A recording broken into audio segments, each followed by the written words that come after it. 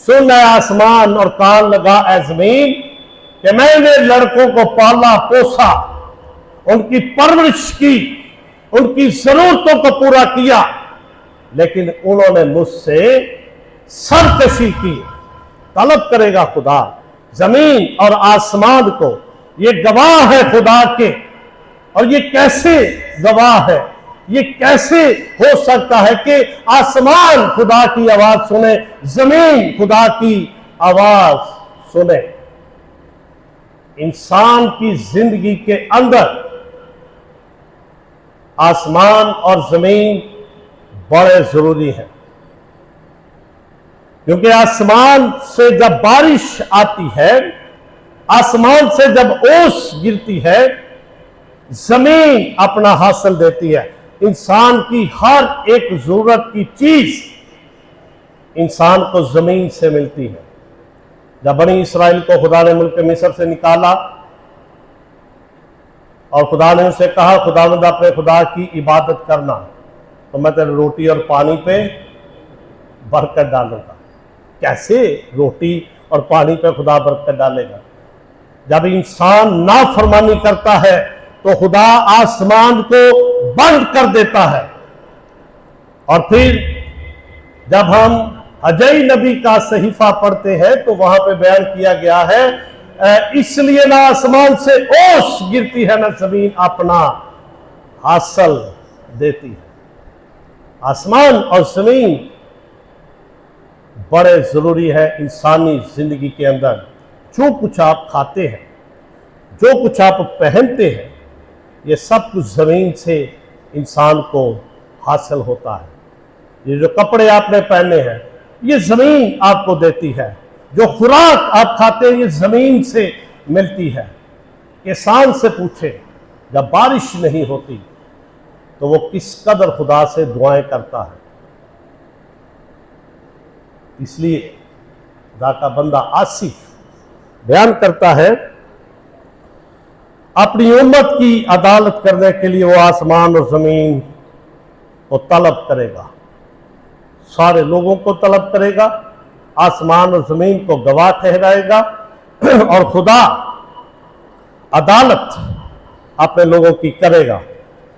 लेकिन आगे चलकर जब हम 16वीं आयत को पढ़ते हैं तो यहां पर लिखा है, लेकिन खुदा शरीर से कहता है, तुझे मेरे आयन बयान करने से क्या वास्ता, और तुम मेरे अहद को अपनी जुबान पर क्यों लाता है। अब शरीर को खुदा तंबीह करता है, शरीर को खुदा कहता है, तुझे मेरे आयन बयान करने से क्या वास्ता है और तुम मेरे अहद को अपनी जुबान पर क्यों लाता है। आगे जवाब खुदा के बंदे ने दिया, जबकि तुझे तरबियत से अदावत है और मेरी बातों को पीठ पीछे फेंक देता है। अब आयन और कानून और खुदा का अहद जो खुदा ने अपने लोगों के, इसराइलियों के साथ खुदा ने अहद बांधा, कोई सीना के पहाड़ पर गया मूसा और खुदा ने अहद के निशान के तौर पर 10 हुक्म बनी इसराइल को दिए और वो लेकर आया पहाड़ से नीचे और उसने उनके सामने इस अहद को रखा। कोई हुरब के सामने इन्होंने डेरे डाले, बुलंद आवाज के साथ इन्होंने कहा कि हम इस अहद पर कायम रहेंगे, हम इस अहद को मानेंगे जो खुदा और इंसान के साथ हुआ है। और जब हम अमूस नबी का सहीफा उसका 3रा बाब पढ़ते हैं, 3री आयत को, तो वहां पर 2री और 3री आयत को जब हम पढ़ते तो लिखा है, दुनिया के सब घरानों में से मैंने सिर्फ तुमको बरगुजीदा किया है। दुनिया के घरानों में से इसराइल को देखा, और कौमें भी थी और लोग भी मौजूद थे, लेकिन मैंने सिर्फ इसराइलियों के साथ अहद बांधा। शरीर वो लोग हैं जो खुदा के हुक्म को नहीं मानते, जो शरारत करते हैं, हर वक्त शरारत के दर पे रहते हैं कि कैसे हम शरारत कर सकते हैं।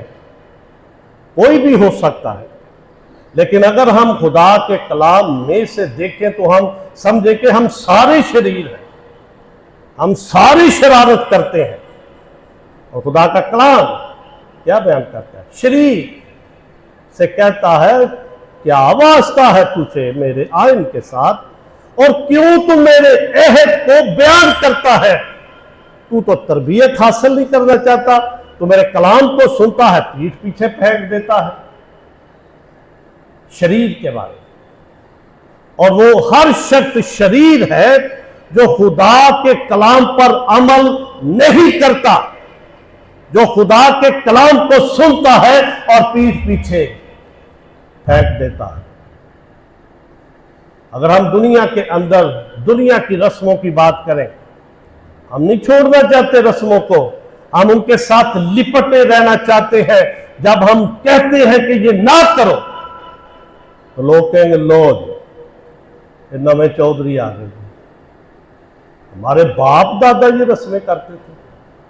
लेकिन खुदा का कलाम मना करता है, ना करो ये रस्में।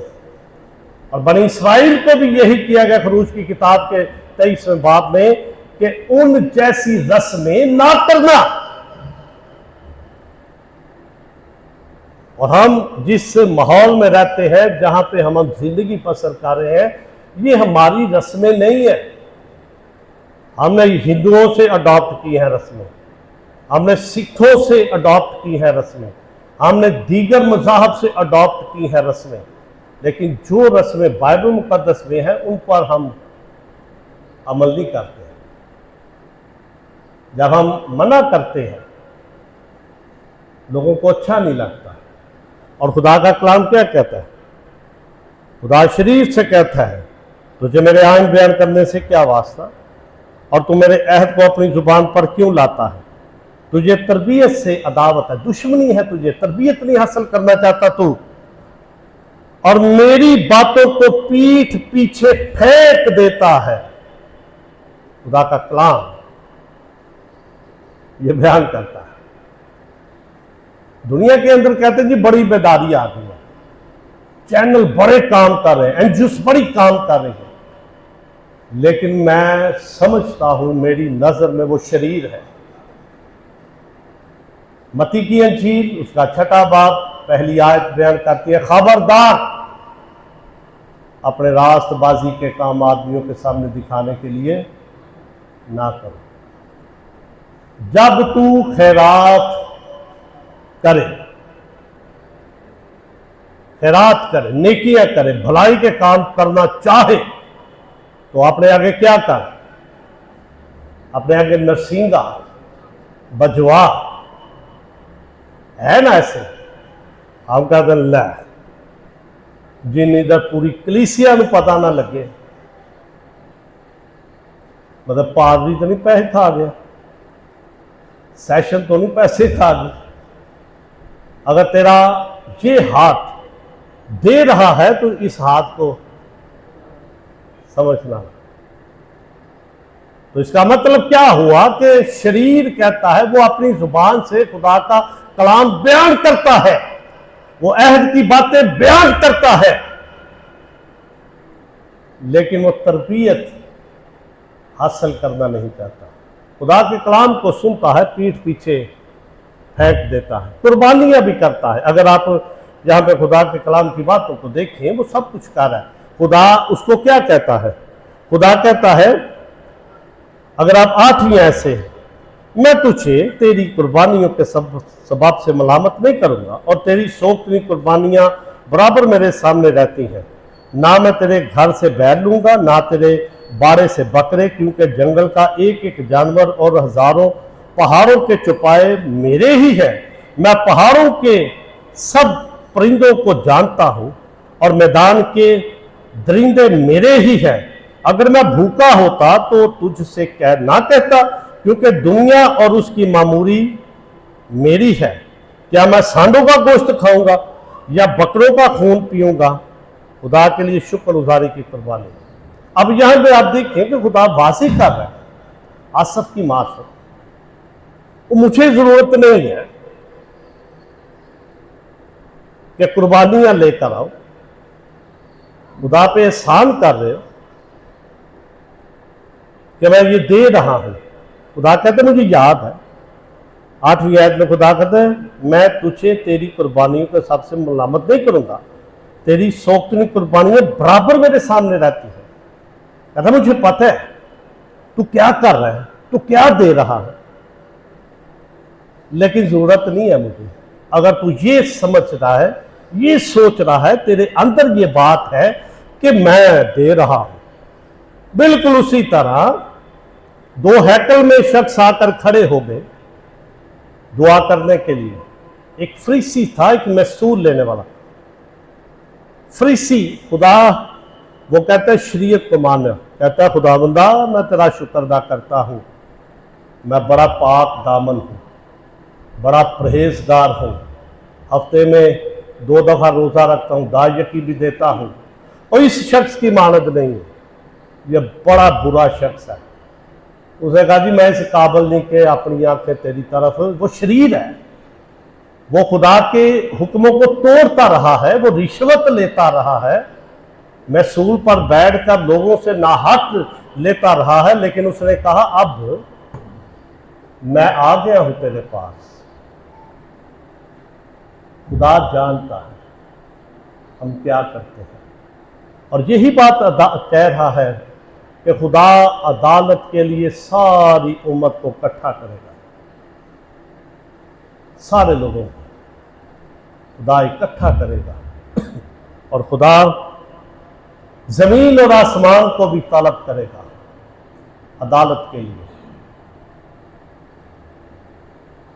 और अदालत का डर और खौफ हमारी जिंदगी के अंदर नहीं है, जबकि खुदा यीशु मसीह बहुत जल्द इस दुनिया की अदालत करने के लिए आ रहा है। और मत्ती की इंजील के 24वें बाब में शागिर्दों ने जब पूछा कब होगा ये, 25 पेशन गोइयां खुदा यीशु मसीह ने की। इब्ने आदम का आना चोर की मानद होगा, 2 औरतें चक्की पीसती होंगी, एक ले ली जाएगी, 2 लोग खेत में काम करते होंगे, एक ले लिया जाएगा, एक छोड़ दिया जाएगा, 2 लोग सो रहे होंगे, एक ले लिया जाएगा, एक छोड़ दिया जाएगा। खुदा यीशु मसीह ने कहा नूह के जमाने की सजा, लोग ब्याह शादियों में मसरूफ होंगे, इब्ने आदम आ जाएगा अदालत करने के लिए, दुनिया की अदालत करने के लिए। और बाप ने इख्तियार दिया है कि बेटा अदालत करे, और बेटा दुनिया की अदालत करेगा। और यही बात ग्रोह सनाई ग्रोह जो था वो गा के लोगों को सुना रहा था तौबा करो। और फिर आखिरी आयत में बयान किया गया है जो शुक्रगुजारी की कुर्बानी गुजरानता है वो मेरी तमसीद करता है, जो अपना चाल चलन दुरुस्त रखता है उसको मैं खुदा की निजात दिखाऊंगा। जो अपना चाल चलन दुरुस्त करता है, खुदा की शुक्रगुजारी करता है, उठते बैठते चलते फिरते खुदा की शुक्रगुजारी करने की ज़रूरत है। खुदा हमें इस कलाम के वसीला से बड़ी बरकत दे। हम दुआ करेंगे